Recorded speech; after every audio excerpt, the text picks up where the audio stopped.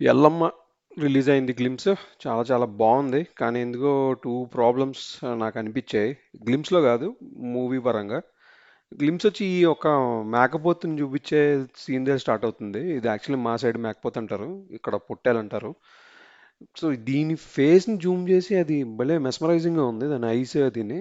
And తర్వాత ఈ slow మోషన్లో రన్నింగ్ షాట్, అసలు ఆ బేర్ ఫుట్తో పరిగెడుతూ ఉంటే మనకు ఒక విలేజ్ వైబ్ వస్తుంది. It's more of a Telangana culture.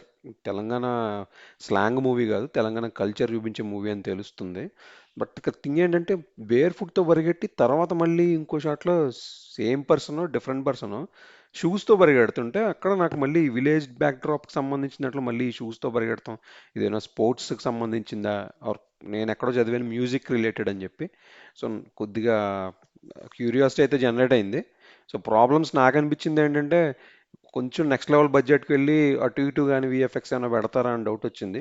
But ఈ సీన్స్ బాగున్నాయి. ఈ ఈ నైఫ్ అది లీఫ్ ఎగరడం అదంతా బాగుంది.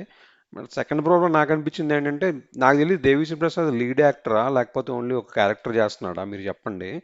సో ఒక క్యారెక్టర్ అయితే ఓకే ఫైన్, బట్ డెబ్యూలోనే ఒక లీడ్ యాక్టర్గా చేసి ఇలాంటి మూవీని క్యారీ చేయగలడం లేదని నాకు అనిపించింది. బట్ ఓకే, గ్లిమ్స్ మాత్రం చాలా చాలా బాగుంది, బజ్ క్రియేట్ అవుతుంది డెఫినెట్గా. ఇది ఎక్స్పెక్టేషన్స్ పెంచుతుంది. ఇంతకీ ఇంకా జబర్దస్త్ వేణు అని పిలుస్తున్నారా లేకపోతే బలగం వేణు అని పిలుస్తున్నారా చెప్పండి కామెంట్స్లో. నేనైతే డెఫినెట్గా బలగం వేణు అని పిలుస్తా. ఇది డెఫినెట్గా బజ్ క్రియేట్ అయ్యే మూవీ. Thank you.